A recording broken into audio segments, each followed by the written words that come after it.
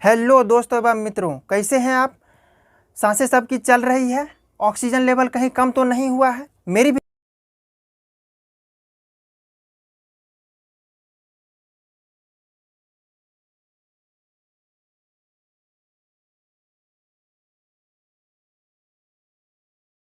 Hello दोस्तों एवं मित्रों, कैसे हैं आप।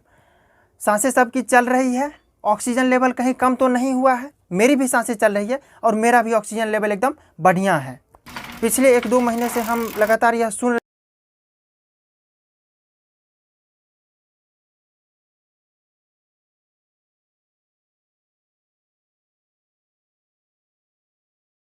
हेलो दोस्तों एवं मित्रों, कैसे हैं आप। सांसें सबकी चल रही है। ऑक्सीजन लेवल कहीं कम तो नहीं हुआ है। मेरी भी सांसें चल रही है और मेरा भी ऑक्सीजन लेवल एकदम बढ़िया है। पिछले 1-2 महीने से हम लगातार यह सुन रहे हैं न्यूज़ चैनलों के माध्यम से कि फलाने हॉस्पिटल में 10 लोग मारे गए ऑक्सीजन की कमी से, फलाने हॉस्पिटल में ऑक्सीजन की कमी से 20 लोग मारे गए। तो हमने फिर सोचा कि क्यों ना ऑक्सीजन और पेड़ पौधे के विषय में थोड़ा बात कर लिया जाए। जिन्हें कोरोना हो गया उन्होंने अपनी जान बचाने के लिए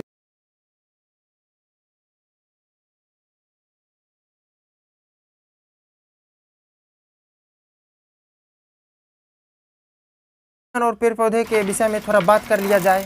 जिन्हें कोरोना हो गया उन्होंने अपनी जान बचाने के लिए लाखों लाख रुपया लगा दिया ऑक्सीजन सिलेंडर खरीदने में। अब ये तो फैक्ट है कि ऑक्सीजन हमें पेड़ पौधा से ही मिलता है। ये बात आपको 5वीं कक्षा का छात्र भी बता देगा।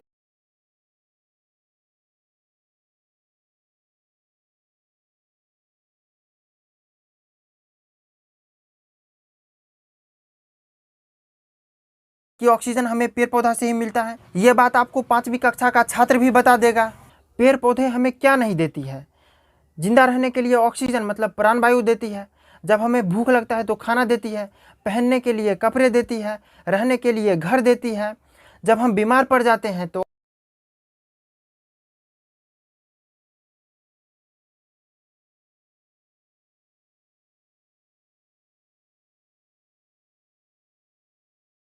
कक्षा का छात्र भी बता देगा।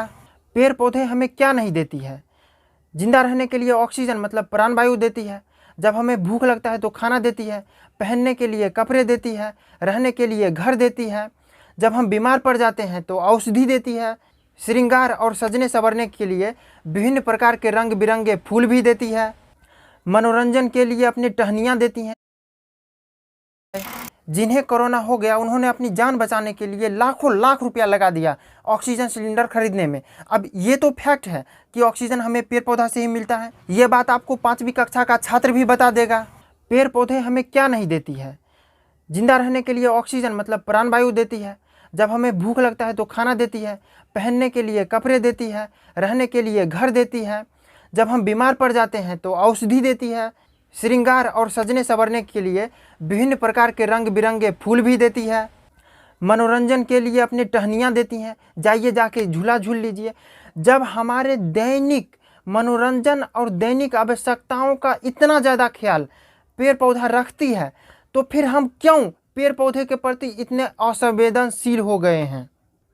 दोस्तों, आज के इस वीडियो में हम बात करेंगे भारत में होने वाली सबसे बड़ी डिफॉरेस्टेशन के बारे में, जंगलों की कटाई के बारे में, जो हुई नहीं है लेकिन हो सकती है।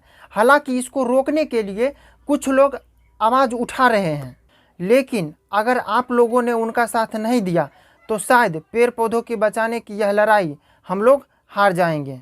दोस्तों, इस वीडियो में हम इस बात पर भी चर्चा करेंगे कि अगर यह डिफॉरेस्टेशन होता है तो इसका क्या इम्पैक्ट पड़ेगा वहाँ के रहने वाले आदिवासियों पर, वहाँ के लोकल इकोसिस्टम पर, और यूँ कहें तो इसका पर्यावरण पर क्या प्रभाव पड़ेगा।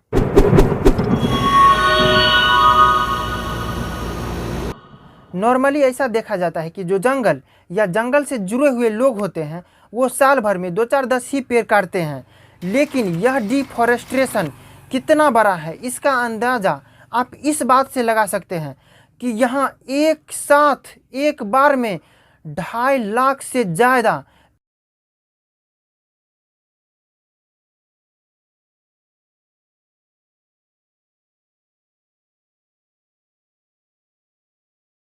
आप इस बात से लगा सकते हैं कि यहाँ एक साथ एक बार में 2.5 लाख से ज़्यादा पेड़ पौधे काटे जाने का अनुमान है। यह बात मध्य प्रदेश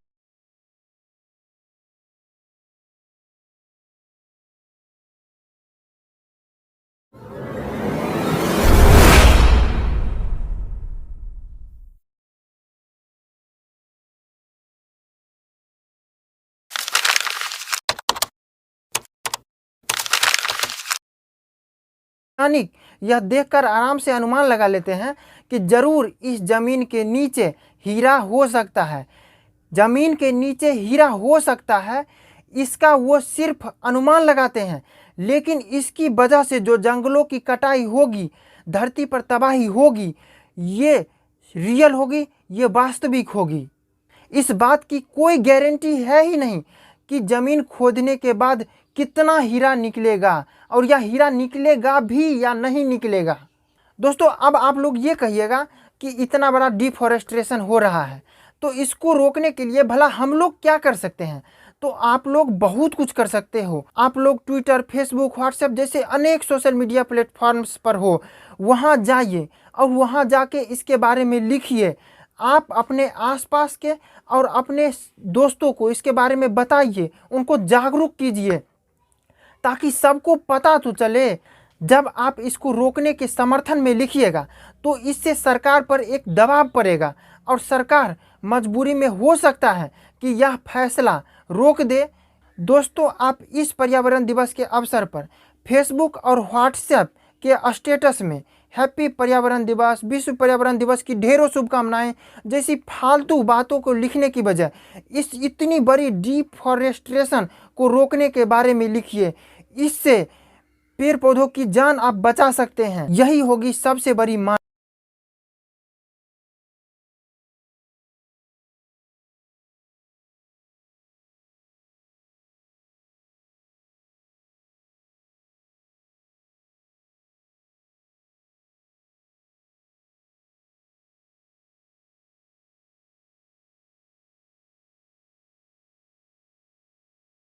आप बचा सकते हैं। यही होगी सबसे बड़ी मानवता। और हो सके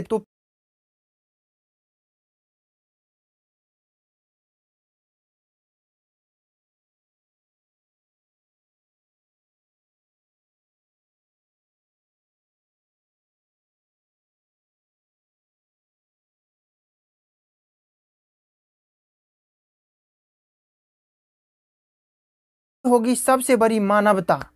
और हो सके तो पेड़ पौधा जरूर लगाइए। दोस्तों, जब भी गवर्नमेंट या फिर कॉरपोरेट के द्वारा जंगल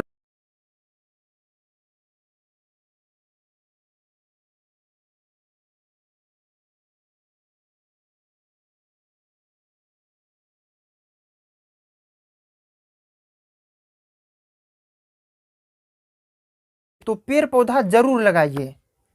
दोस्तों, जब भी गवर्नमेंट या फिर कॉरपोरेट के द्वारा जंगलों की कटाई का ऐसा निर्णय लिया जाता है, तो इसका क्या इम्पैक्ट पड़ता है वहाँ के आदिवासियों पर, जंगलों में रहने वाले लोगों पर, यह जानने के लिए मैं रिकमेंड करूँगा कि आप आदि भूमि ये फिल्म ज़रूर देखिए।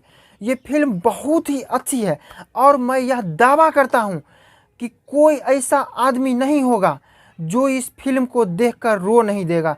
इतना ज़्यादा खतरनाक मंजर होता है जब भी गवर्नमेंट और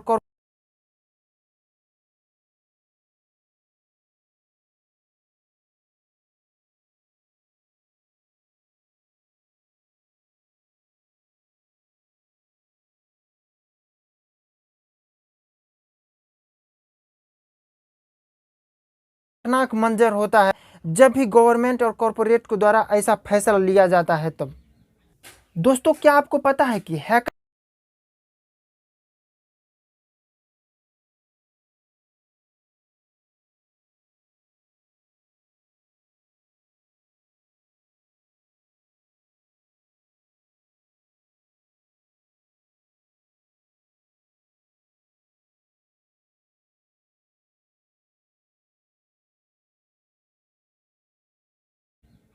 दोस्तों, क्या आपको पता है कि हैकर्स का गणित और आपके क्लासरूम में जो पढ़ाया जाता है ये गणित, ये दोनों अलग होते हैं।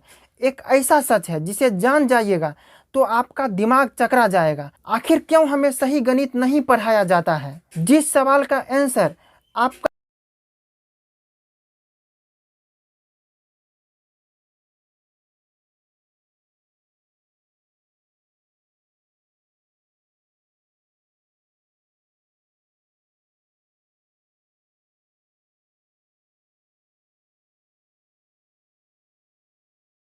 दिमाग चकरा जाएगा। आखिर क्यों हमें सही गणित नहीं पढ़ाया जाता है? जिस सवाल का आंसर आपका क्लासरूम में टीचर सही कर देते हैं वो हैकर्स के लिए गलत होता है, और जो आंसर हैकर्स के लिए सही होता है वो आंसर को आपके क्लासरूम के टीचर गलत कर देंगे, कितना भी बड़ा टीचर क्यों ना हो।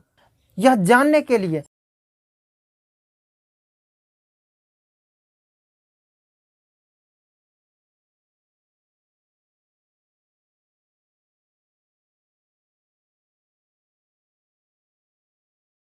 बड़ा टीचर क्यों ना हो, यह जानने के लिए हमारे चैनल को सब्सक्राइब कीजिए और वीडियो का इंतज़ार कीजिए।